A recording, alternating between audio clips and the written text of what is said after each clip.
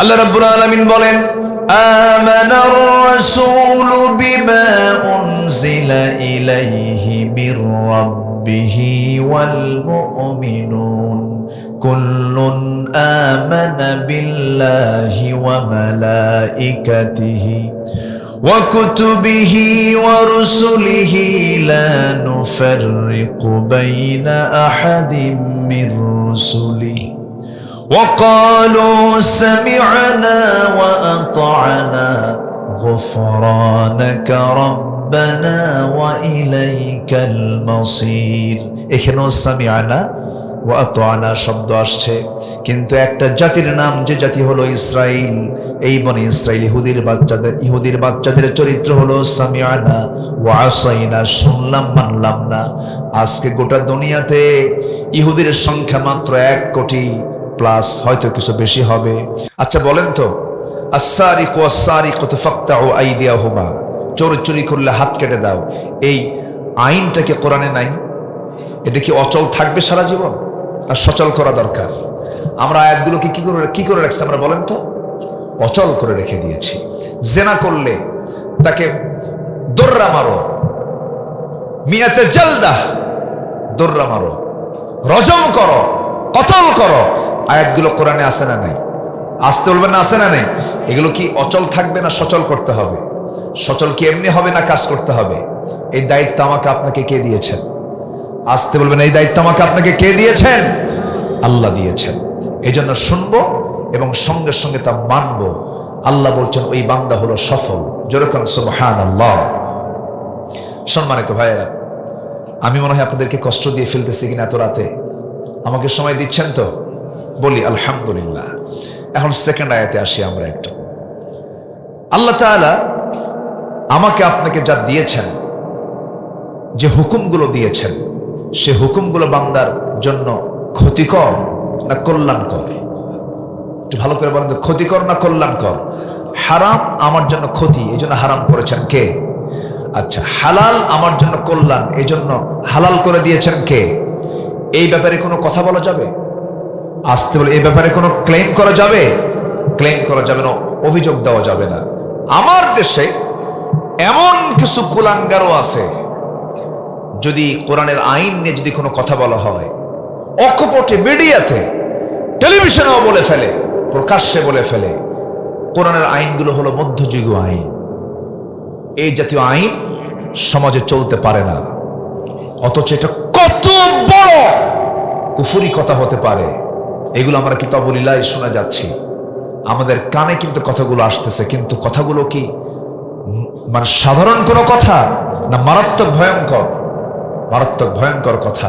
আমরা কোরআনকে মানবো শুধু নামাজের হুকুমে, না সব কিছুর হুকুমে মানতে হবে কোরআনকে? সব কিছুর হুকুমে কোরআনকে মানতে হবে। কোরআনের একটা আয়াত কেন, একটা শব্দ কেন, একটা হরফও যদি কেউ অস্বীকার করে, তার ঈমান আছে না গেছে? বলেন, তার ঈমান আছে না গেছে? তার ঈমান চলে গেছে। এই জন্য কোরআনের কোনো হুকুমকে আমরা অমান্য করার কোনো সুযোগ নেই। এখন প্রশ্ন হলো, আরেকটা প্রশ্ন, আচ্ছা আল্লাহ তাআলা যে হুকুমগুলো দিয়েছেন, কোরআনের যে বিধানগুলো দিয়েছেন, এই বিধান সমাজে চালু হোক, আপনারা সবাইকে চান? আস্তে সবাইকে চান। এবং আল্লাহ কিন্তু বলে দিচ্ছেন, আমি যাদেরকে ক্ষমতা দেব তারা 4টা আইন তারা সমাজে চালু করে ফেলবে। এমন জাতীয় আয়াত আছে না নেই? আছে। ইম্মাক্কান্নাহুম ফিল আরদ আকামুস সালাহ ওয়া আতাউজ যাকাহ ওয়া আমারু বিল মা'রুফ ওয়া নাহাউ আনিল মুনকার। আল্লাহ তাআলা নিজেই বলে দিচ্ছেন। তাহলে আল্লাহ চান জমিনে বান্দা তার বিধান মেনে চলুক। আমরাও চাচ্ছি এখানে যারা বসে আছি, কিন্তু এই দেশে 18 কোটি মুসলমানের অধিকাংশ মানুষ এই জমিনে কোরআন আসুক, এটা কি চায়? জরিপ করেন, বলেন, সবাই কি চায় জমিনে কোরআনের শাসন চালু হোক, আইন চালু হোক? সবাই কি চায় এটা? সবাই কিন্তু চায় না। যারা চায় না, আপনি তাদেরকে কি বলবেন? বলেন। এখন কোরআনকে প্রশ্ন করেন, যারা কোরআনের বিধান যারা চায় না, তারা কি এই ফতুয়া কি আমি আপনি দেব না আল্লাহ ফতুয়া দিয়েছেন? কে ফতুয়া দিয়েছেন বলেন তো? আমার আল্লাহর ফতুয়া আছে না নাই? মূলত ফতুয়াটা কার? মূলত ফতুয়া কে দেন? আল্লাহ দেন, শুধু বান্দার মুখ থেকে এটা বের হয়। আল্লাহ রাব্বুল আলামিন বলেন, এখানে কিন্তু কোন সম্প্রদায়কে উল্লেখ করে বলেন নাই।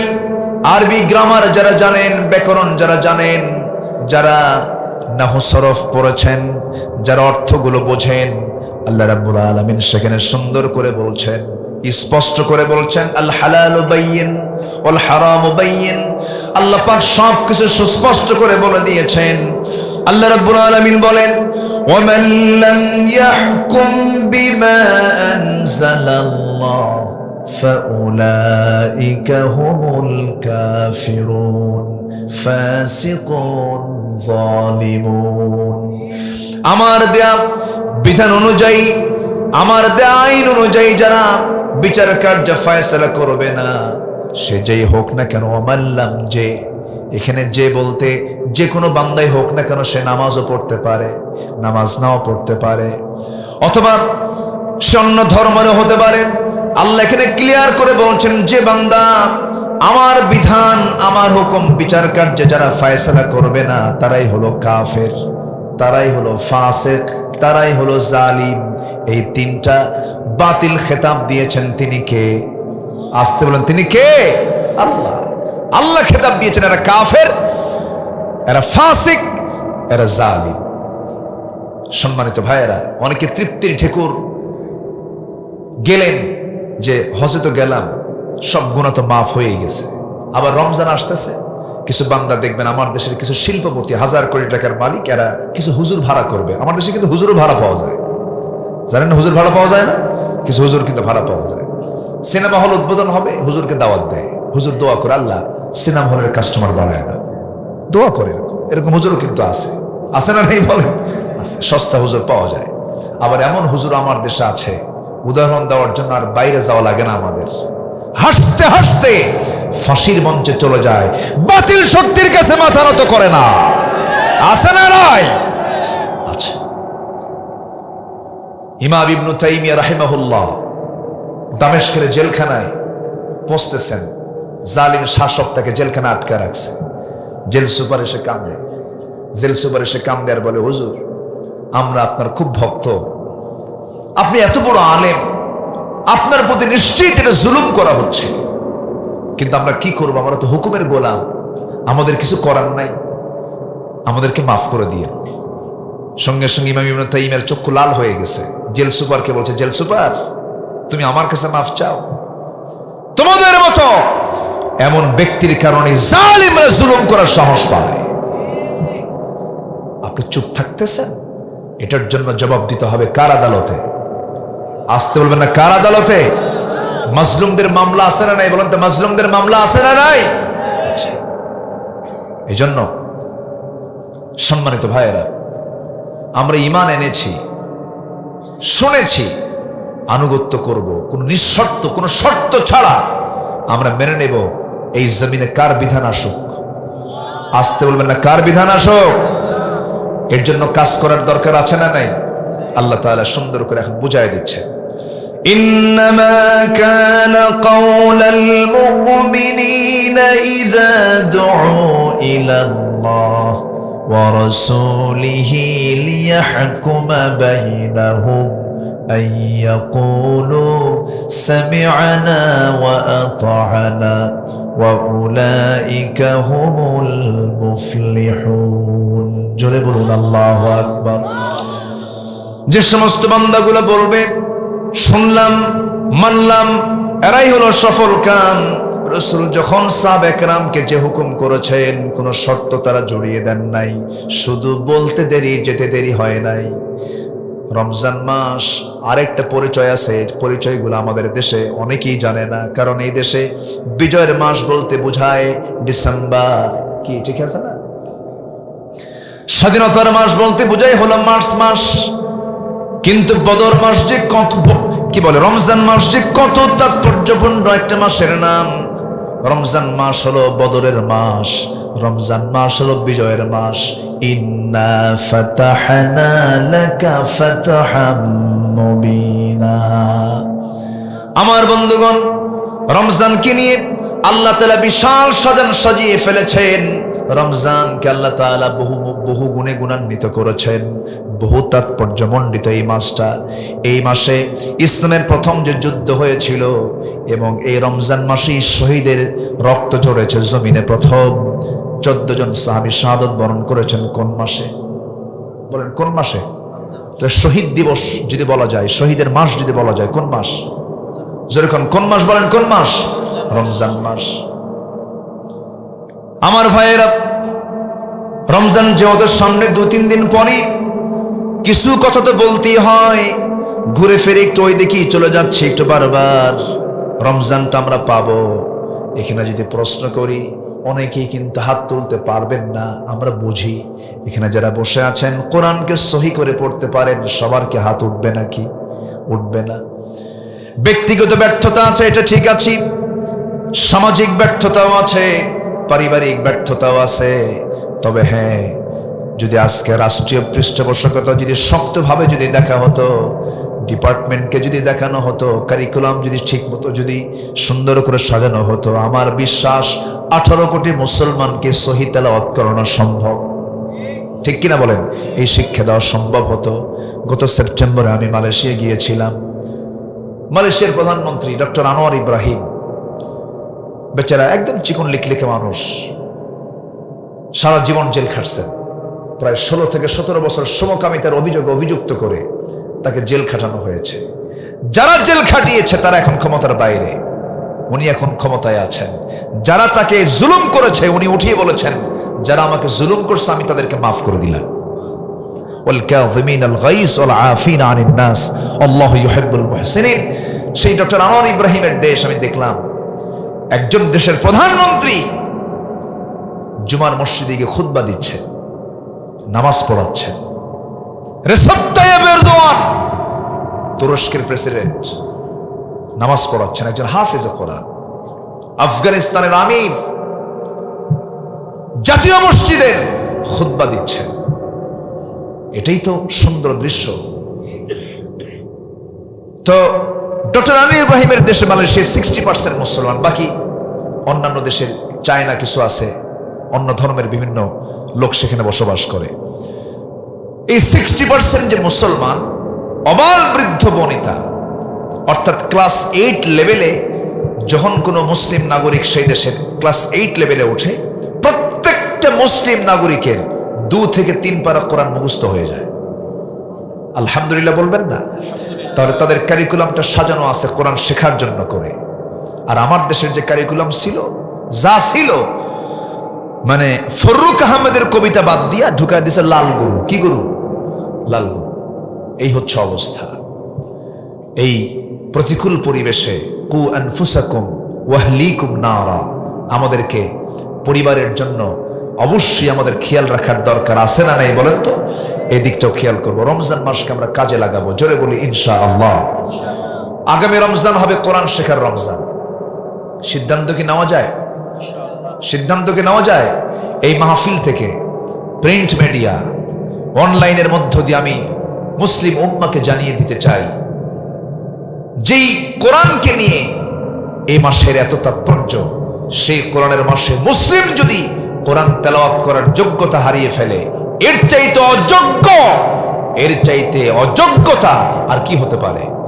যে কোরআন শিখতে লাগে 7 দিন, একটু মেধা ভালো হলে, একটু দুর্বল হলে 14 দিন, অথবা আরো একটু দুর্বল হলে 1 মাস, 29টা হরফ, 17টা মাখরাজ, কিছু সিফাত আপনি শিখলেন না, জানলেন না।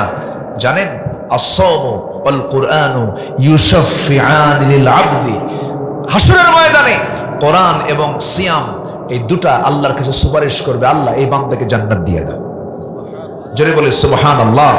এই জন্য আমরা কোরআনকে শিখবো না ইনশাআল্লাহ? আগামী রমজানের মাস হবে কি শেখার রমজান? বলেন বলেন, কি শেখার রমজান হবে? কোরআন শেখার রমজান হবে। আল্লাহ তাআলা আমাদেরকে কবুল করুন, জোরে বলি আমিন। তাহলে রমজান মাস হচ্ছে বদর যুদ্ধের মাস।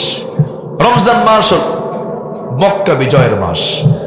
রমজান মাস হলো আনুগত্যের মাস। সামিআনা ওয়া আতা'না, সাহাবায়ে কেরাম এটা প্র্যাকটিক্যাল দেখিয়ে দিয়েছেন। রাসূল বললেন, সাহাবীরা 16 রোজা রাখছো, আর রোজা রাখো না, তোমাদেরকে যেতে হবে বদর প্রান্তরে। যুদ্ধের ডাক এসেছে, কুরাইশ সব হাজির হয়ে গেছে। তোমরা কি পারবে এই তোমার বাবার সাথে, তোমার ভাইয়ের সাথে, তোমার গোষ্ঠীর সাথে, তোমার বংশের সাথে এই সমস্ত লোকদের সঙ্গে বিরুদ্ধে কি তোমরা যুদ্ধ করতে পারবে? সাহাবে কেরাম বলেন, ইয়া রাসূলুল্লাহ, আপনি যা বলবেন আমরা তাই করব। আল্লাহু আকবার বলেন। যা শুনলাম তাই মানলাম। সামিআনা ওয়া আতাআনা। হুজুর শুধু আপনি অর্ডার দেন আমাদেরকে। রাসূল বারবার বলছিলেন, সাহাবীরা তোমাদের সামনে দাঁড়িয়ে যাবে, তা কারো বাবা, কারো ভাই, কারো ছেলে, কারো জামাই সবার সামনে দাঁড়িয়ে যাবে।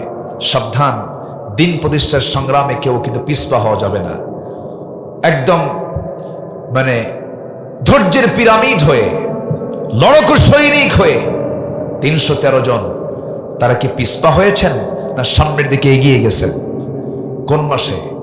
এই চেতনা আমাদের লালন করার দরকার আছে না নাই? রাসূল যা বলেছেন হুবহু তারা ফলো করেছেন।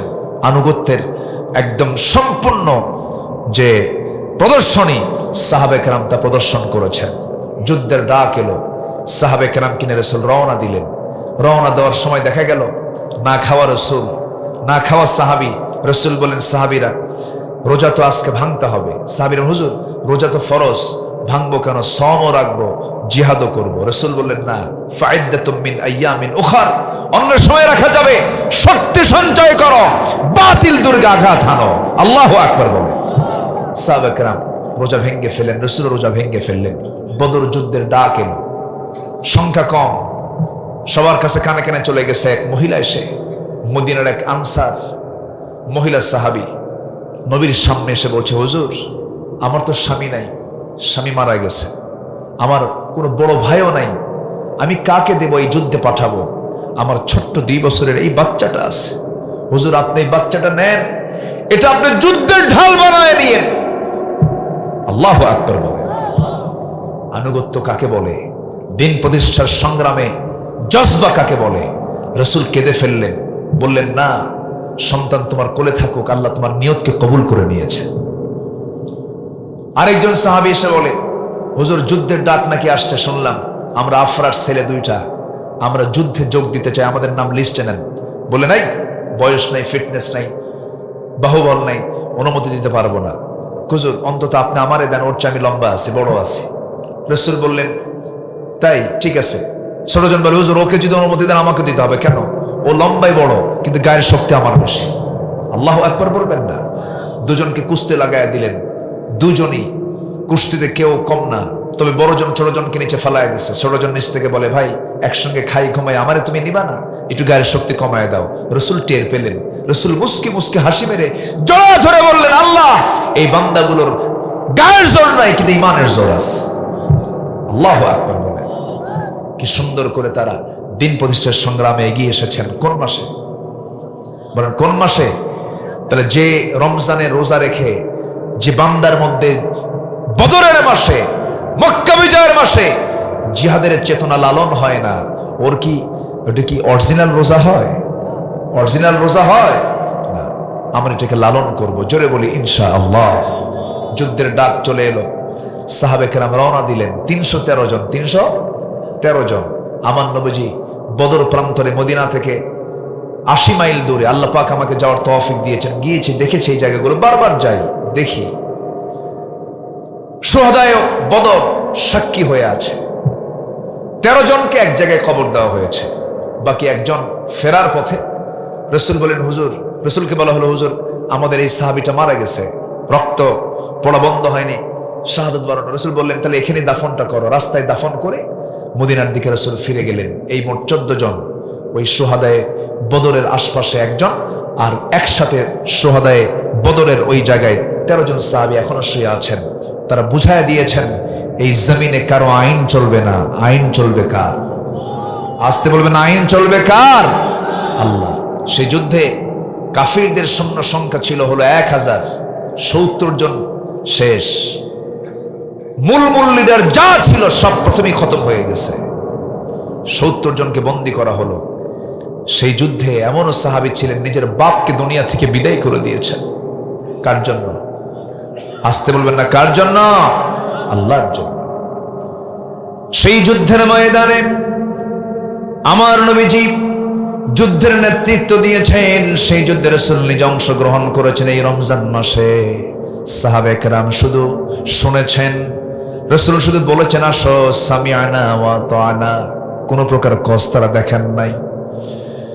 যুদ্ধের ময়দানে ছোট্ট দুইটা বাচ্চাও মাঝ অংশগ্রহণ করেছে। আল্লাহ তাআলা কি ইতিহাস তৈরি করে রেখেছেন। আবু জেহেলের মতো একটা দাপুটে নেতাকে দুনিয়া থেকে বিদায় করার জন্য এই ছোট্ট দুইটা বাচ্চাকে সিলেকশন দিয়েছেন। জোরে করে আল্লাহু আকবার। এই ছোট্ট দুইটা বাচ্চার হাতে আবু জেহেল দুনিয়া থেকে বিদায় নিল। সাহাবায়ে কেরাম যুদ্ধে অংশগ্রহণ করে মুসলমানদের বিজয় যখন নিশ্চিত হয়ে গেল, আল্লাহ সাহায্য করলেন। অসহায়দের পাশে কে দাঁড়ান? ওয়ালাকাদ নাসারাকুমুল্লাহু বিবাদরিন ওয়া আনতুম আদিল্লাহ। আল্লাহর সাহায্য নুসরাত চলে এলো, হাজার হাজার ফেরেশতা নাযিল হয়ে গেল, আল্লাহর সাহায্য চলে এলে সাহাবায়ে কেরামদের বিজয় যখন নিশ্চিত হয়ে গেছে, আমার নবীজি সাহাবায়ে কেরামকে সঙ্গে সঙ্গে বলছেন, সাহাবীরা ৭০ জন কাফেরকে, কুরাইশকে ওই বদর কূপের মধ্যে ফেলে দাও। ৭০ জনকে কি করবো হুজুর? সাহাবীরা বলেন, হুজুর আমরা এদেরকে হত্যা করে ফেলি। রাসূল বললেন, না, ওদেরকে পিঠমোড়া দিয়ে বেঁধে ফেলো। সেই পিঠমোড়া দিয়ে ৭০ জন যুদ্ধবন্দীর মধ্যে দেখা গেল আমার নবীর নিজের বড় মেয়ের জামাইও আটকা পড়েছে। আমার নবীর আপন চাচা আব্বাস রাদিয়াল্লাহু আনহু তিনিও আটকা পড়ে গেছেন। সব সাহাবীরা চিন্তা করতেছে, নবীর জামাইকে কেমন করে আমরা শক্ত দড়িয়ে বাঁধি। বাঁধন ঠিকই বেঁধেছে, কিন্তু একটু দড়ির গিরাটা বাঁধনটা একটু নরম করে ঢিল করে দিয়েছে। ওই দিকে আমার নবীর আপন চাচা আব্বাস রাদিয়াল্লাহু তাআলা আনহু ইসলাম কবুল করেননি, সেই সময় তার বাঁধনটা নরম করে দিয়েছে, খাবারটা দিয়েছে স্পেশাল। দেখা গেল নবীর কাছে বলা হলো, হুজুর আপনার জামাইকে, আপনার চাচাকে আমরা সম্মান দিয়েছি, কি করেছো? রুটি দিয়েছি, গোশত দিয়েছে, বাকিগুলোকে খেজুর দিয়েছে। রাসূল বললেন, না, যুদ্ধের সিস্টেম তেমন নয়, যুদ্ধের আইন তেমন নয়, এখানে বৈষম্য করা যাবে না। যেহেতু খেজুর না দিয়ে রুটি দিয়েছ আর গোশত দিয়েছ, বাকি সবাইকে তোমরা এমন খাবারই ব্যবস্থা করো, উল্টা পাল্টা করা যাবে না, কম বেশি করা যাবে না। আমার নবীজির স্বহস্তে সবার কাছ থেকে মুক্তিপণ আদায় করতেছেন। এবার চলে এসেছে নিজের আপন চাচা। রাসূল বলছেন, চাচা আপনাকে মুক্তিপণ দিতে হবে। বলতেছে, ভাতিজা আমি তো তোমার চাচা হই। রাসূল বলেন, চাচা হন তো যুদ্ধে করতে আসছেন কেন ভাতিজার বিরুদ্ধে? কোনো মার্সি নাই, মুক্তিপণ দিতে হবে, যুদ্ধবন্দী আপনি মুক্তিপণ দিতে হবে।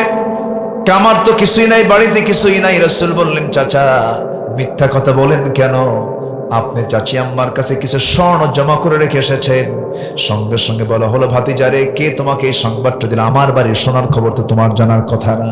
রাসূল সঙ্গে সঙ্গে বলছেন, আমি তো গায়েবের মালিক নই, আমি তো গায়েব জানি না, তবে আল্লাহ তাআলা আমাকে জানিয়ে দিয়েছেন। যেরকম সুবহানাল্লাহ। হাতটা গায়ে দিয়া সাইয়েদনা আব্বাস কালেমা গ্রহণ করলেন, দিনটা গ্রহণ করলেন, নিজের জামাইয়ের সামনে চলে এলো।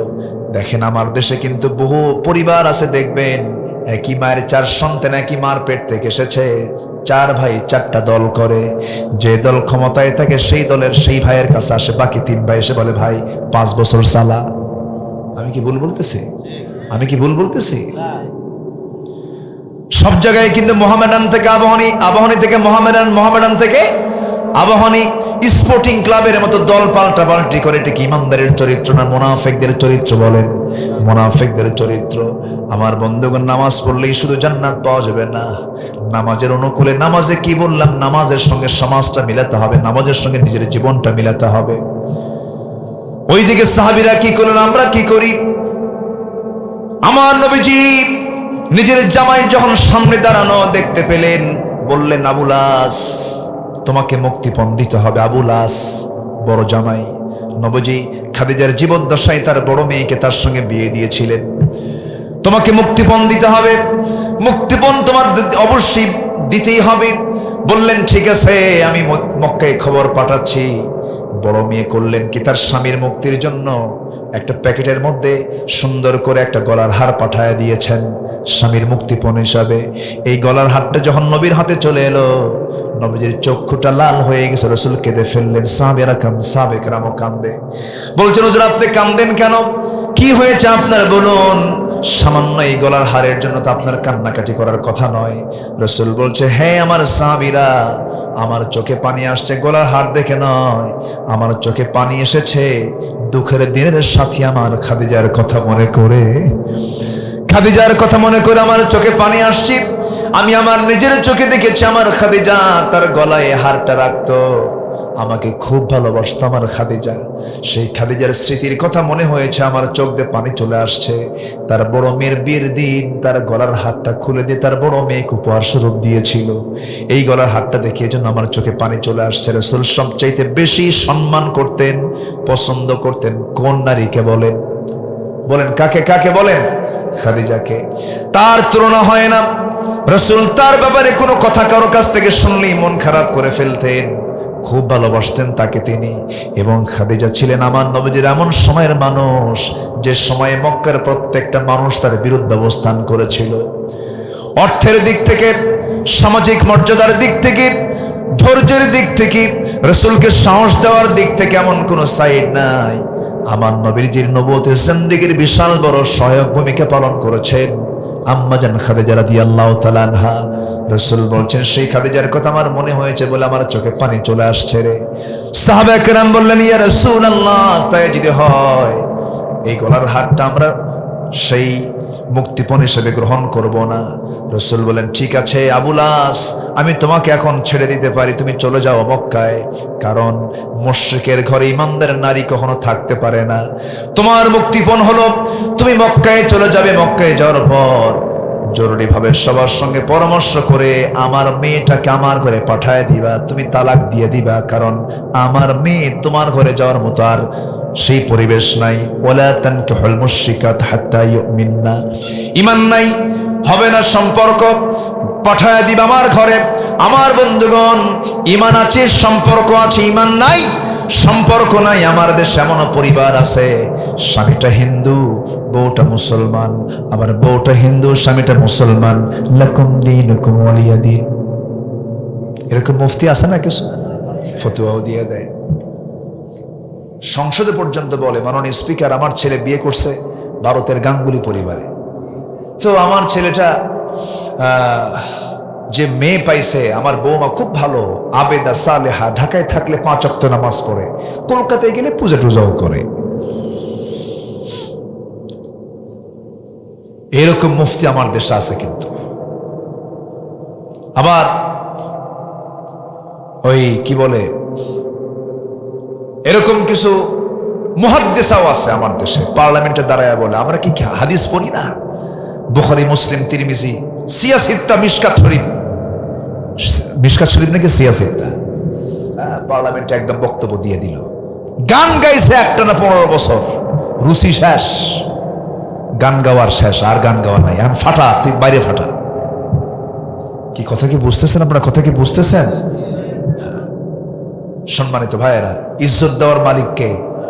সম্মান দেওয়ার মালিক কে?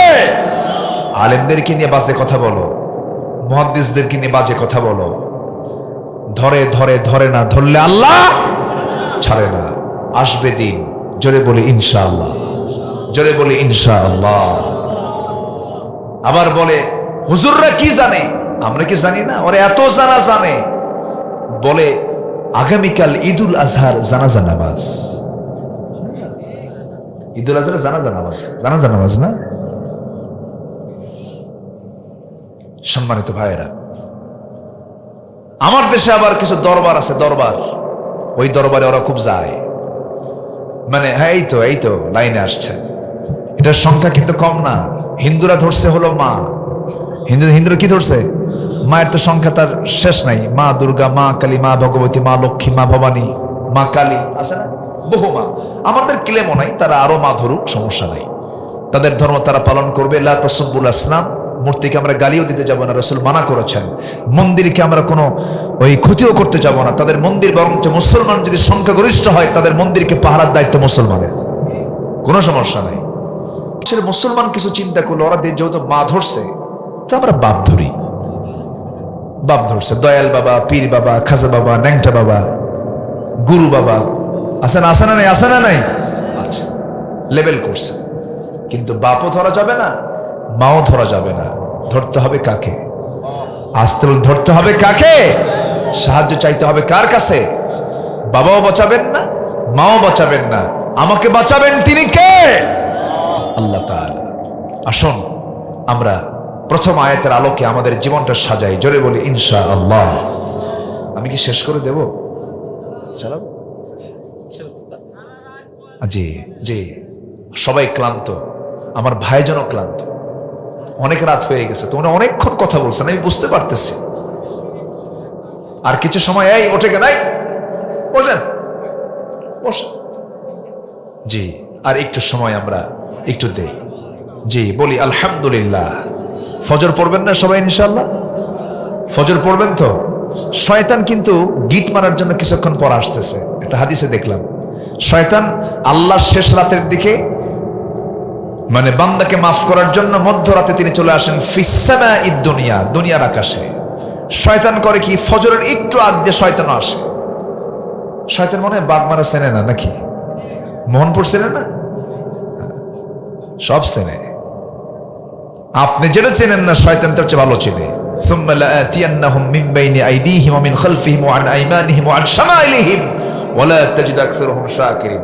শয়তান চরম ভাবে ধরে ফেলে। ফজরের সময় এসে আসে, এসে করে কি জানেন? ওয়াজ করে, আলাইকা লাইলুন তাবিল, আলাইকা লাইলুন তাবিল, তোমার জন্য রাত অনেক লম্বা, তোমার জন্য রাত অনেক লম্বা, ঘুমাও ঘুমাও। এই সুন্দরভাবে সেই সুন্দর সুরে সুরে ওয়াজ করে। বান্দা সেই সময় যদি সেই সুন্দর সুরে ওয়াজটা না শুনে, যদি আজানটা তার কানে নিয়ে নেয়, ঘুম থেকে যখন সে উঠতে নেয়, শয়তান সেই সময় 3টা গিট মেরে দেয়। কি মারে? গিট মারে। গিট মারা এলাকায় কি বলে এটা? দড়ি, দড়ি দিয়ে যা বাঁধে, গিট মারে, গিরা মারা, যাই হোক, গিরা মারে, গিট মারে। ভাষার তো শেষ নাই। ভাষা মূলত রাজশাহী, চাপাই, নদিয়া, এগুলো তো পাশাপাশি ভাষাগুলো, এখানে আসলত্ব আছে, মানে মূল ভাষাটা এখানে বিদ্যমান আছে, বোঝা যায়। কিন্তু নোয়াখালী গেলে টের পাওয়া যায় একটু, সিলেট গেলে আরো টের পাওয়া যায়। সিলেট গেলে তো কোনো কথাই নেই, কাফন দাফন সহ সব শেষ। তো এরপরও ওটা তো ভাষা, ওটাও মিষ্টি, ওটার মধ্যে মিষ্টতা আছে। তো কয়েকদিন আগে এক মাহফিল ছিল আমার, তো রাত 1টা বাজে, একটা বাচ্চা ঘুমায় না। তো বাবা বারবার বলতেছে, বাবা ঘুমা, রাত হয়ে গেছে, ঘুমা বাবা আমার সামনে। না, ছেলে খুব চঞ্চল, মানে ডান পিঠে টাইপের, ঘুমায় না। বাপ খেপে গিয়ে রেগে গিয়ে, মানে রাগলে তো মূল ভাষা বের হয়, বোঝেন নাই?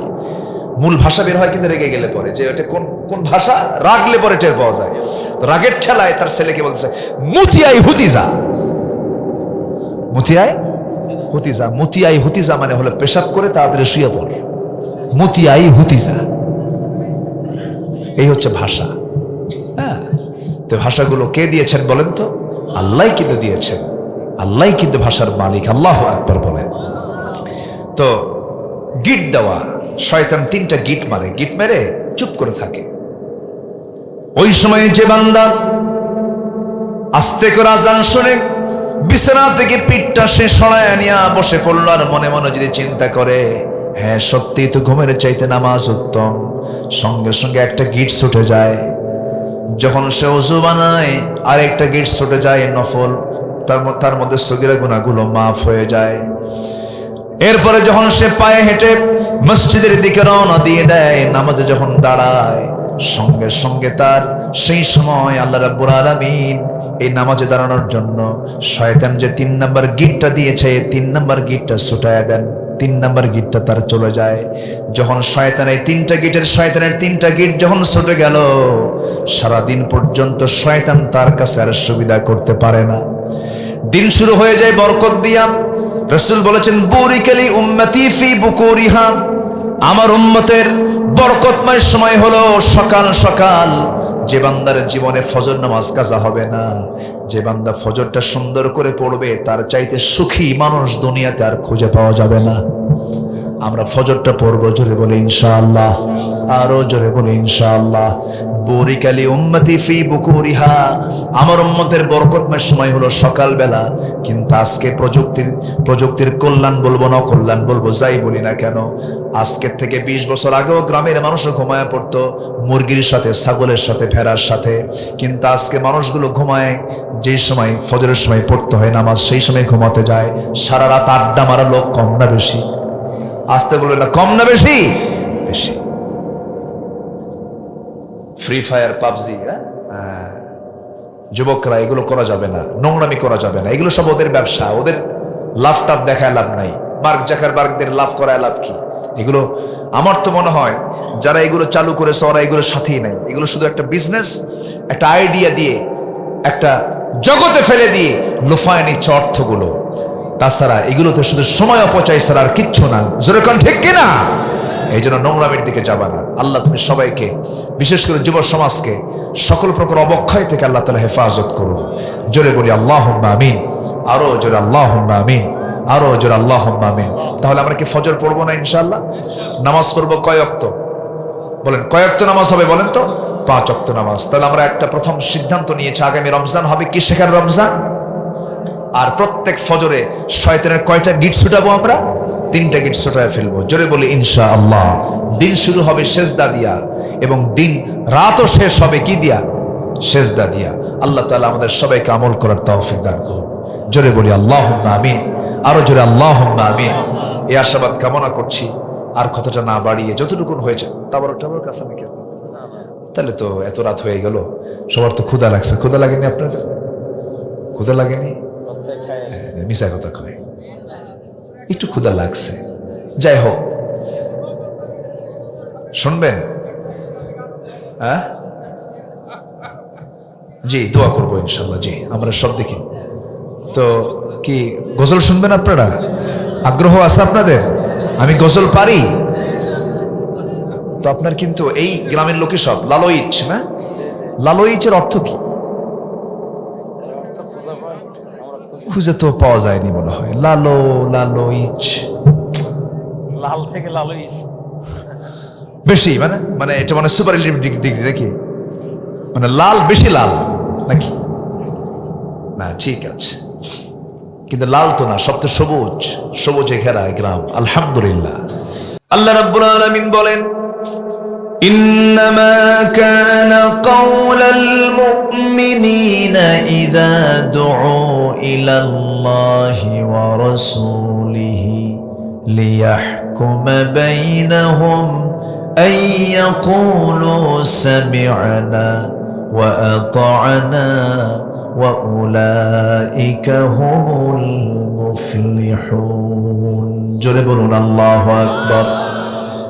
নিঃসন্দেহে মুমিনদের বক্তব্য এটাই হবে, যখন তাদেরকে আল্লাহ এবং রাসূলের দিকে যখন ডাকা হয়, লিয়াহকুমা, মীমাংসার ব্যাপারে, পরস্পরের মাঝে, আইনের ব্যাপারে, আদালতের ব্যাপারে, সেই সময় তারা এই ব্যাপারে কোনো নেগেটিভ মন্তব্য না করে, না সূচক শব্দ না বলে, তারা বলে আল্লাহ যে হুকুমগুলো করেছেন সামি'না, শুনলাম, সঙ্গে সঙ্গে তা মানলাম। আল্লাহ বলছেন এই সমস্ত বান্দাগুলো সফল। জোরে কোন সুবহানাল্লাহ। একটু সময় লাগবে কথাগুলো বুঝতে, একটু আমি সময় নেই। কষ্ট হচ্ছে না তো কারো? বলি আলহামদুলিল্লাহ।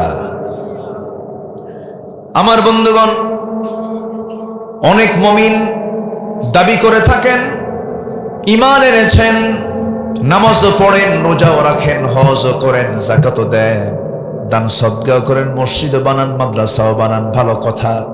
কিন্তু যখন তাকে বলা হয় আল্লাহ যে হুকুমগুলো দিয়েছেন, যে বিচারগুলো দিয়েছেন তা তোমাকে মানতে হবে, সে বলে না নামাজ আমি পড়বো, রোজা আমি রাখবো, কিন্তু সচিবালয় চলবে আমার নিয়মে, ক্যান্টনমেন্ট চলবে আমার নিয়মে, ডিসি অফিস চলবে আমার নিয়মে, অ্যাডমিনিস্ট্রেশন চলবে আমার নিয়মে, নামাজ পড়বো আল্লাহর নিয়মে, অ্যাডমিনিস্ট্রেশন চলবে আমার নিয়মে। এমন জাতীয় চেতনা লালন করা মানুষ বুঝি বাংলার জমিনে একটাও নাই। আসতে বলে আছে না নাই? আচ্ছা, ইসলামটাকে তারা মনে করেন মসজিদ, মাদ্রাসা, দান সাদকা, হয়তো কিছু ইবাদত, আনুষ্ঠানিক কিছু ইবাদতের মধ্যেই তারা দিনদারি হয়ে গেল, আর দুনিয়াদারি হলো বাকিগুলো। কিন্তু দিনদারি দুনিয়াদারি বলতে ইসলাম এটাকে কিছুই বলে নাই। এই পৃথিবীতে কোনো কাজ ইবাদতের বাইরে নাই। ইসলাম তেমন একটা বিধানের নাম, নখ কাটার বিধান ইসলামে আছে না নাই বলেন? নখ কাটার সিস্টেম যে ইসলামে পাওয়া যায়, যে ইসলাম দোলনা থেকে শুরু করে নিয়ে আন্তর্জাতিক পরিমণ্ডল পর্যন্ত, রাষ্ট্র পর্যন্ত সব জায়গায় ইসলাম সমস্ত বিধিবিধান সম্পূর্ণ স্পষ্ট করে দিয়েছে। আল হালালু বাইয়িন আল হারামু বাইয়িন, সব কিছু বলে দিয়েছে। অতএব এই দুনিয়াতে কোনো কাজ করতে গেলে নিজের মতো করব না, আল্লাহর আইনে করব। নিজের মতো করব না, নবীর পদ্ধতিতে করব, নবীর পদ্ধতিতে করব। আল্লাহ রাব্বুল আলামিন রাসূলের দাম কত দিয়েছেন দেখেন। মা আতাকুমুর রাসূলু ফাখুযুহু ওয়া মা নাহাকুম আনহু ফান্তাহু লাকাদ কানা লাকুম ফি রাসূলিল্লাহি উসওয়াতুন হাসানাহ লিমান কানা ইয়ারজুল্লাহা ওয়াল ইয়াওমাল আখির ওয়া যাকারাল্লাহা কাসীরা। জোরে বলুন আল্লাহু আকবার। রাসূল যা নিয়ে এসেছেন তা ধরো, যা নিষেধ করেছেন তা তোমরা নিজের জীবন থেকে মাইনাস করে ফেলে দাও। আর তোমাদের জন্য উত্তম আদর্শের বাস্তব নমুনা মডেল কেউ নন নেতা হিসাবে। তোমার জন্য নেতা হিসাবে, শুধু নেতা হিসাবে, আদর্শ হিসাবে, পিতা হিসাবে, তোমার জন্য তুমি কোন দিকের মডেল রাসূলকে দেখতে চাও? আমার নবীকে শুধু রাসূল হিসাবেই মানলে হবে না। জীবনের চরাচরে প্রত্যেকটা জায়গায় যত চরিত্র দরকার, সকল চরিত্র মানতে গেলে রাসূলের চরিত্রকে সামনে হাজির করতে হবে। আমি পিতা হয়েছি, নবীর মতো পিতা হব। আমি স্বামী হয়েছি, নবীর মতো স্বামী হব। আমি বাবা হয়েছি, নবীর মতো বাবা হব। এইরকম করে আমার রাসূল যা ছিলেন সেই মডেলটা আমার জীবনে যদি সুন্দর করে, যদি আমরা এটাকে সুন্দর করে রূপায়ণ করতে পারি, আল্লাহ বলছেন বান্দা আমি তো তোকে রসুলকে তোর জন্য মডেল বানায়া দিয়েছি। কেমন করে চুল কাটবি রসুলকে দেখবি, কেমন করে কথা বলবি রসুলকে দেখবি, কেমন করে আন্দোলন করবি রসুলকে দেখবি। সব জায়গায় যে বান্দা রসুলকে ফলো করবে, রসুলের সমস্ত আদর্শকে মানবে, সামিআনা ওয়া আতা'না, শুনলাম মানলাম, আল্লাহ বলছেন ওই সমস্ত বান্দাগুলো সফল কাম। জোরে কোন সুবহানাল্লাহ। আমার ভাইয়েরা, এর উল্টা হলো বনি ইসরাইলরা, ওদের চরিত্র কেমন? সামিআনা ওয়া আসাইনা, সামিআনা ওয়া আসাইনা। আর উম্মতে মুহাম্মাদের চরিত্র তো হবে সামিআনা ওয়া আতা'না। এই আয়াতের অনুকূলে আল্লাহ তাআলা আরেকটা আয়াত দিয়েছেন। আল্লাহ রাব্বুল আলামিন বলেন, আমানার রাসূলু বিমা উনজিলা ইলাইহি মির রাব্বিহি ওয়াল মুমিনুন কুল্লুন আমানা বিল্লাহি ওয়া মালাইকাতিহি ওয়া কুতুবিহি ওয়া রুসুলিহি লা নুফাররিকু বাইনা আহাদিম মির রুসুলিহি وقالوا سمعنا وأطعنا غفرانك ربنا وإليك المصير। এখানেও সামিআনা ওয়া আতা'না শব্দ আসছে, কিন্তু একটা জাতির নাম, যে জাতি হলো ইসরাইল। এই বনি ইসরাইল ইহুদির বাচ্চাদের চরিত্র হলো সামিআনা ওয়া আসাইনা, শুনলাম মানলাম না। আজকে গোটা দুনিয়াতে ইহুদির সংখ্যা মাত্র 1 কোটি প্লাস, হয়তো কিছু বেশি হবে। আচ্ছা বলেন তো, আস-সারিকু ওয়াস-সারিকাতু ফাকতাউ আইদিয়াহুমা, চোর চুরি করলে হাত কেটে দাও, এই আইনটা কি কোরআনে নাই? এটা কি অচল থাকবে সারা জীবন? আর সচল করা দরকার। আমরা আয়াতগুলোকে কি করে রাখছি আমরা বলেন তো? অচল করে রেখে দিয়েছি। জেনা করলে তাকে দর্রা মারো, মিয়াতে জালদা, দর্রা মারো, রজম করো, কতল করো। আয়াতগুলো কোরআনে আছে না নাই? আসতে বলবেন না, আছে না নাই? এগুলো কি অচল থাকবে না সচল করতে হবে? সচল কি এমনি হবে না কাজ করতে হবে? এই দায়িত্ব আমাকে আপনাকে কে দিয়েছেন? আসতে বলবেন, এই দায়িত্ব আমাকে আপনাকে কে দিয়েছেন? আল্লাহ দিয়েছেন। এই জন্য শুনবো এবং সঙ্গে সঙ্গে তা মানবো। আল্লাহ বলছেন ওই বান্দা হলো সফল। যেরকম সুবহানাল্লাহ। সম্মানিত ভাইয়েরা, আমি মনে হয় আপনাদেরকে কষ্ট দিয়ে ফেলতেছি কিনা এত রাতে? আমাকে সময় দিচ্ছেন তো? বলি আলহামদুলিল্লাহ। এখন সেকেন্ড আয়াতে আসি আমরা একটু। আল্লাহ তাআলা আমাকে আপনাকে যা দিয়েছেন, যে হুকুমগুলো দিয়েছেন, সে হুকুমগুলো বান্দার জন্য ক্ষতিকর না কল্যাণকর? একটু ভালো করে বলেন তো, ক্ষতিকর না কল্যাণকর? হারাম আমার জন্য ক্ষতি, এই জন্য হারাম করেছেন কে? আচ্ছা, হালাল আমার জন্য কল্যাণ, এই জন্য হালাল করে দিয়েছেন কে? এই ব্যাপারে কোনো কথা বলা যাবে? আসতে বলে এই ব্যাপারে কোনো ক্লেম করা যাবে? ক্লেম করা যাবে না, অভিযোগ দেওয়া যাবে না। আমার দেশে এমন কিছু কুলাঙ্গারও আছে, যদি কোরআনের আইন নিয়ে যদি কোনো কথা বলা হয়, অকপটে মিডিয়াতে টেলিভিশনেও বলে ফেলে, প্রকাশ্যে বলে ফেলে কোরআনের আইনগুলো হলো মধ্যযুগীয় আইন। এই জাতীয় আইন সমাজে চলতে পারে না। অথচ এটা কত বড় কুফরি কথা হতে পারে, এগুলো আমরা কিতাবুলিল্লাহ শোনা যাচ্ছি, আমাদের কানে কিন্তু কথাগুলো আসতেছে, কিন্তু কথাগুলো কি মানে সাধারণ কোনো কথা না মারাত্মক ভয়ঙ্কর? মারাত্মক ভয়ঙ্কর কথা। আমরা কোরআনকে মানবো শুধু নামাজের হুকুমে, না সব কিছুর হুকুমে মানতে হবে কোরআনকে? সব কিছুর হুকুমে কোরআনকে মানতে হবে। কোরআনের একটা আয়াত কেন, একটা শব্দ কেন, একটা হরফও যদি কেউ অস্বীকার করে, তার ঈমান আছে না গেছে? বল, তার ঈমান আছে না গেছে? তার ঈমান চলে গেছে। এই জন্য কোরআনের কোনো হুকুমকে আমরা অমান্য করার কোনো সুযোগ নেই। এখন প্রশ্ন হলো, আরেকটা প্রশ্ন, আচ্ছা আল্লাহ তাআলা যে হুকুমগুলো দিয়েছেন, কোরআনের যে বিধানগুলো দিয়েছেন, এই বিধান সমাজে চালু হোক, আপনারা সবাইকে চান? আস্তে সবাইকে চান। এবং আল্লাহও কিন্তু বলে দিচ্ছেন, আমি যাদেরকে ক্ষমতা দেব তারা 4টা আইন তারা সমাজে চালু করে ফেলবে। এমন জাতীয় আয়াত আছে না নেই? আছে। ইম্মাক্কান্নাহুম ফিল আরদ আকামুস সালাহ ওয়া আতাউয যাকাত ওয়া আমারু বিল মা'রুফ ওয়া নাহাউ আনিল মুনকার। আল্লাহ তাআলা নিজেই বলে দিচ্ছেন। তাহলে আল্লাহ চান জমিনে বান্দা তার বিধান মেনে চলুক। আমরাও চাচ্ছি এখানে যারা বসে আছি, কিন্তু এদেশে 18 কোটি মুসলমানের অধিকাংশ মানুষ এই জমিনে কোরআন আসুক, এটা কি চায়? জরিপ করেন, বলেন সবাই কি চায় জমিনে কোরআনের শাসন চালু হোক, আইন চালু হোক? সবাই কি চায় এটা? সবাই কিন্তু চায় না। যারা চায় না আপনি তাদেরকে কি বলবেন? বলেন। এখন কোরআনকে প্রশ্ন করেন, যারা কোরআনের বিধান যারা চায় না, তারা কি? এই ফতুয়া কি আমি আপনি দেব, না আল্লাহ ফতুয়া দিয়েছেন? কে ফতুয়া দিয়েছেন বলেন তো?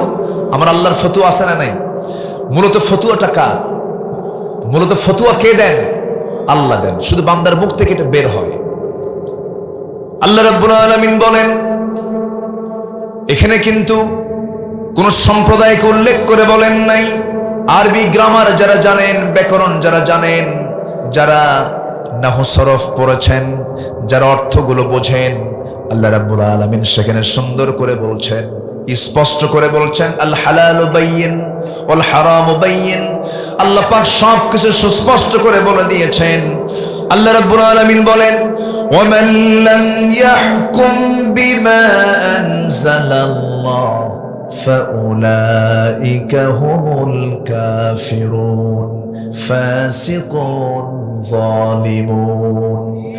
আমার দেয়া বিধান অনুযায়ী, আমার দেয়া আইন অনুযায়ী যারা বিচার কার্য ফয়সালা করবে না, সে যেই হোক না কেন, আমাল্লাম যে, এখানে যে বলতে যে কোনো বান্দাই হোক না কেন, সে নামাজও পড়তে পারে, নামাজ নাও পড়তে পারে, অথবা সে অন্য ধর্মেরও হতে পারে। আল্লাহ এখানে ক্লিয়ার করে বলছেন, যে বান্দা আমার বিধান, আমার হুকুম বিচার কার্যে যারা ফয়সালা করবে না, তারাই হলো কাফের, তারাই হলো ফাসিক, তারাই হলো জালিম। এই 3টা বাতিল খেতাব দিয়েছেন তিনি কে? আসতে বলেন, তিনি কে? আল্লাহ। আল্লাহ খেতাব দিয়েছেন, এরা কাফের, এরা ফাসিক, এরা জালিম। সম্মানিত ভাইয়েরা, অনেকে তৃপ্তির ঠেকুর গেলেন যে হজে তো গেলাম, সব গুনাহ তো মাফ হয়ে গেছে।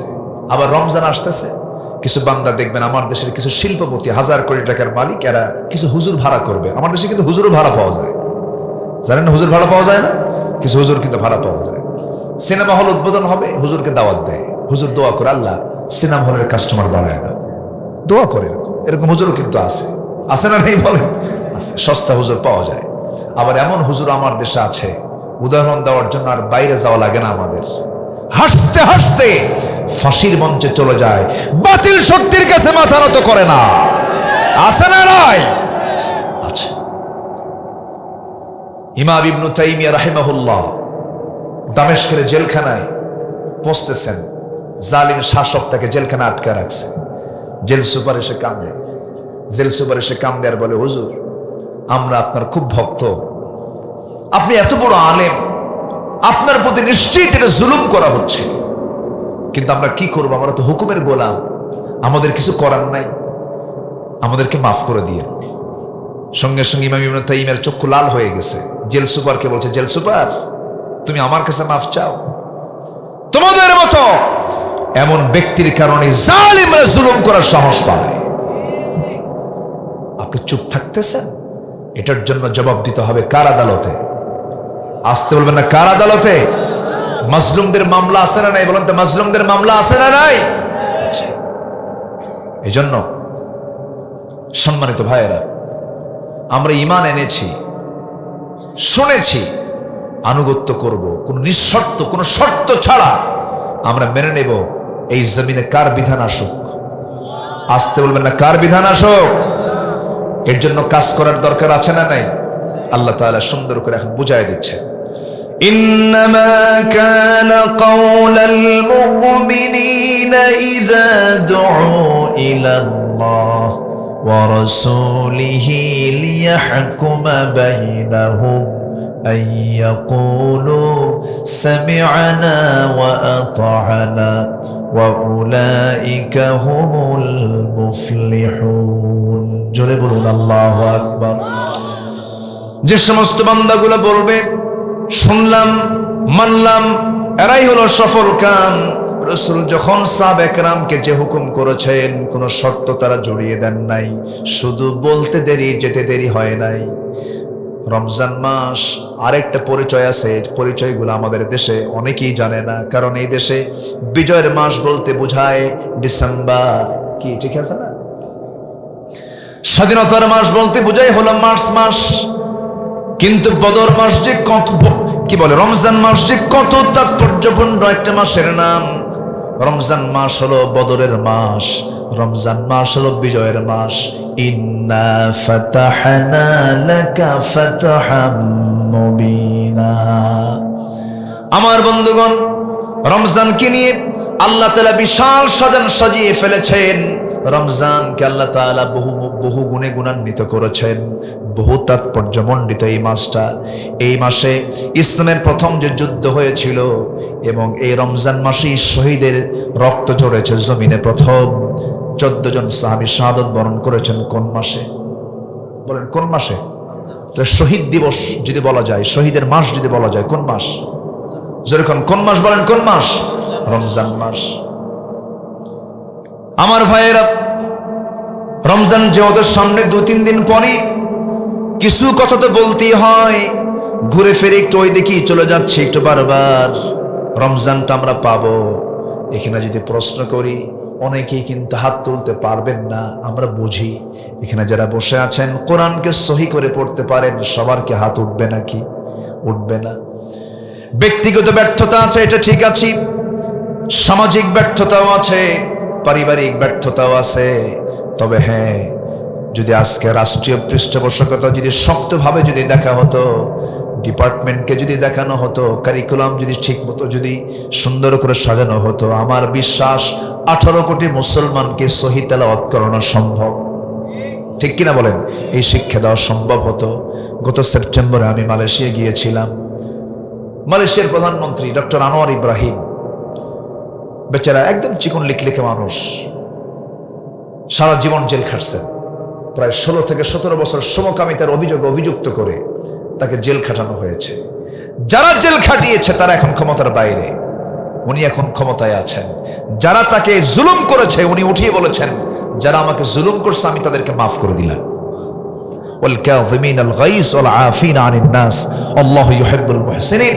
সেই ডক্টর আনোয়ার ইব্রাহিমের দেশ আমি দেখলাম, একজন দেশের প্রধানমন্ত্রী জুমার মসজিদে গিয়ে খুতবা দিচ্ছে, নামাজ পড়াচ্ছে। রেসেপ তাইয়েব এরদোয়ান তুরস্কের প্রেসিডেন্ট নামাজ পড়াচ্ছেন, একজন হাফেজে কোরআন। আফগানিস্তানের আমির জাতীয় মসজিদের খুতবা দিচ্ছেন। এটাই তো সুন্দর দৃশ্য। তো ডক্টর আনোয়ার ইব্রাহিমের দেশে মালয়েশিয়া 60% মুসলমান, বাকি অন্যান্য দেশের চায়না কিছু আছে, অন্য ধর্মের বিভিন্ন লোক সেখানে বসবাস করে।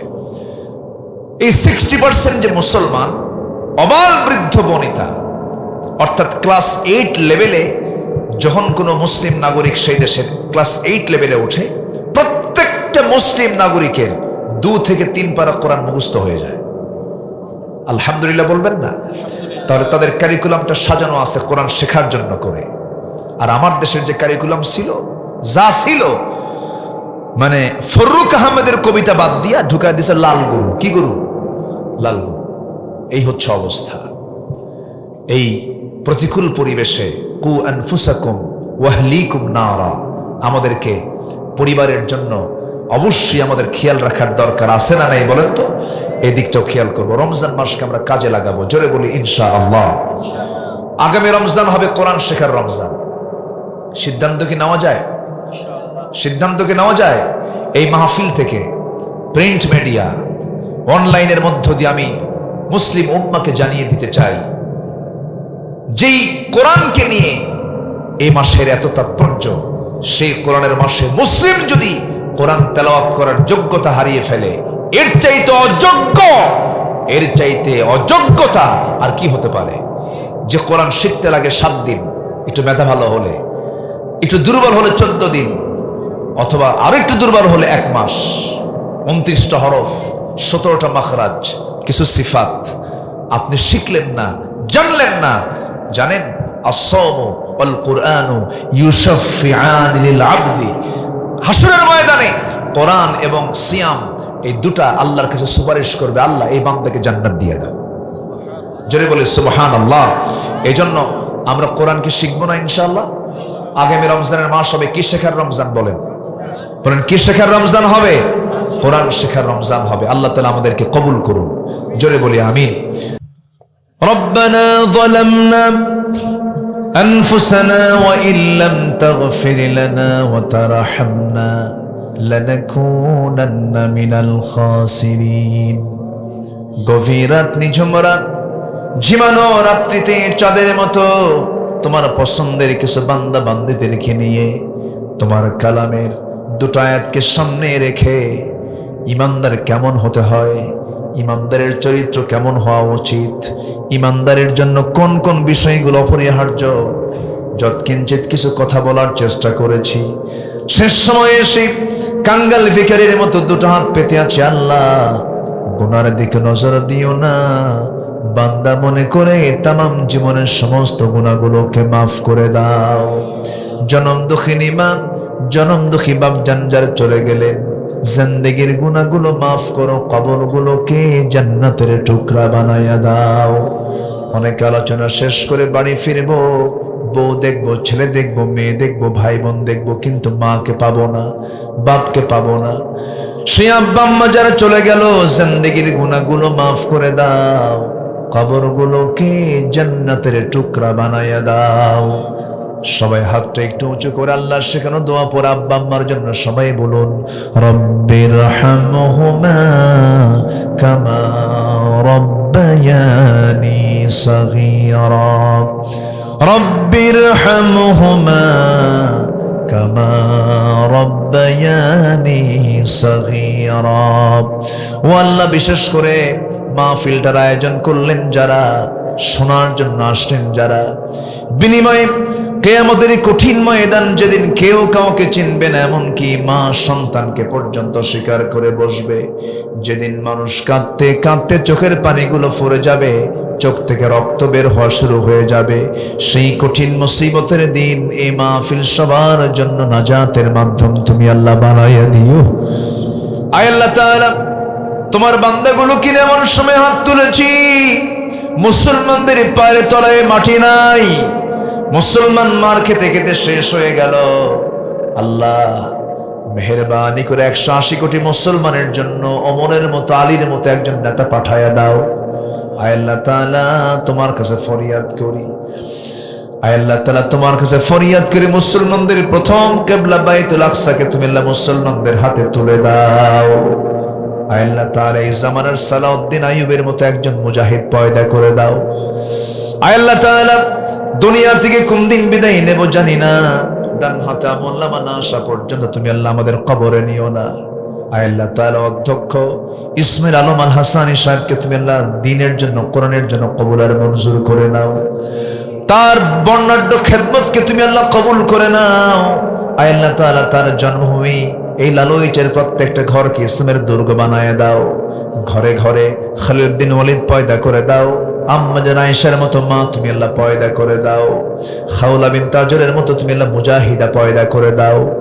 আয় আল্লাহ তাআলা, তোমার বান্দাগুলোকে নিয়ে হাত তুলেছে এমন সময়, যে সময়টা দোয়া কবুলের সময়, আল্লাহ যিনি অসুস্থ সুস্থ করে দাও, ঋণগ্রস্ত ঋণ মুক্ত আর তৌফিক দিয়ে দাও। এক কথায় যার যার সমস্যা তুমি আল্লাহ দয়া করে সমাধান করে দাও। এই দুনিয়াতে আসার তো সিরিয়াল ছিল, যাওয়ার তো কোনো সিরিয়াল নাই। ডান হাতে আমল-নামা না আসা পর্যন্ত কবরে নিও না আল্লাহ। তবে যেদিন মরে যাব রে, টান মেরে ঘর থেকে বের করে দেবে, জীবনের শেষ গোসলটা হয়ে যাবে, মরা মানুষ সব দেখে দেখে চলে যাবে, কবরে শোয়া দেবে, বাঁশ চাপা দেবে, মাটি চাপা দেবে, ওই যে বিদায় দিয়ে দেবে, আর কোনোদিন কেউ খোঁজ নিতে যাবে না। আল্লাহ 24 ঘন্টায় মাথার চুলগুলো খসে খসে পড়বে, 3 দিনের চামড়াগুলো গলে গলে পড়বে, পোকার পেটে চলে যাবে 7 দিন, পেটের নালী বেরিয়ে সব চোখ মুখ কান নাক দিয়ে বের হওয়া শুরু হয়ে যাবে, চেহারা বিকৃত হয়ে যাবে। মাত্র 3টা মাস পর দেখা যাবে কয়েকটা হাড় ছাড়া কবরে আর কিচ্ছু নাই রে। তোমার কাছে ফরিয়াদ করি, দিন শেষে তুমি ছাড়া কোনো বন্ধু আমার নাই। আল্লাহ এই মাদ্রাসাকে কবুল করো, শিক্ষক ছাত্রদেরকে কবুল করো। এই মাদ্রাসাকে তুমি আল্লাহ এলাকার শ্রেষ্ঠ বিদ্যাপীঠ হিসেবে তুমি আল্লাহ দয়া করো কবুল করে নিও। যারা যারা দান করলেন সবার দানকে কবুল করো। আশপাশ যত মাইয়াত শুয়ে আছেন কবরগুলোকে জান্নাতের টুকরা বানায়া দাও। মওতের সময় যখন চলে আসবে জবানে জারি করে দিও লা ইলাহা ইল্লাল্লাহু মুহাম্মাদুর রাসূলুল্লাহ।